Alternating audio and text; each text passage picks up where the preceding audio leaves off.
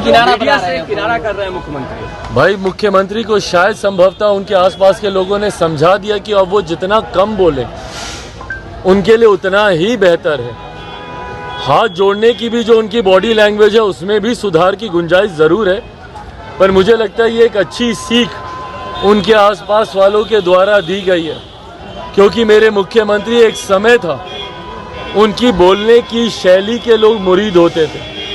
भाई मेरा उनसे लाख विरोध सही, पर यकीनन शुरुआती दिनों में मेरे मुख्यमंत्री जितना नपातुला बोलते थे और जो शैली थी मैं भी उससे प्रभावित था। जिन मर्यादित शब्दों का मेरे मुख्यमंत्री इस्तेमाल करते थे, पर हाल फिलहाल के दिनों में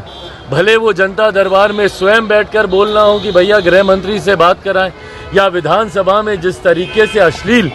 शब्दों का उन्होंने उच्चारण किया, या जिस तरीके से पूर्व मुख्यमंत्री मांझी जी को जिस तरीके से अब शब्दों से उन्होंने अपमानित करने का काम किया, ऐसे में मेरे मुख्यमंत्री जितना कम बोले उतना बेहतर है। बट हाँ, उनकी बॉडी लैंग्वेज भी, जिस दिन आप लोगों को वो बिना कुछ बोले हुए प्रणाम कर रहे थे और जो बॉडी लैंग्वेज थी, यही बॉडी लैंग्वेज कुछ दिनों पूर्व जब वो पूर्व मंत्री जी के घर पर उनकी पुण्यतिथि पर गए थे और उनके सुपुत्र जो इन्हीं के विभाग में, इन्हीं की कैबिनेट में अभी मंत्री हैं, पुष्पांजलि उस तस्वीर पे करने की बजाय, श्रद्धांजलि उस तस्वीर पे करने की बजाय जिस तरीके से अपने ही मंत्री के ऊपर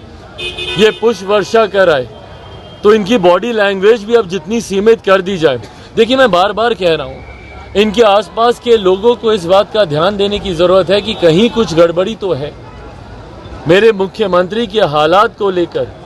चिंता हम सब की है। ये उनकी बॉडी लैंग्वेज हो या उनकी भाषा, ये नॉर्मल नहीं है और यकीनन इसका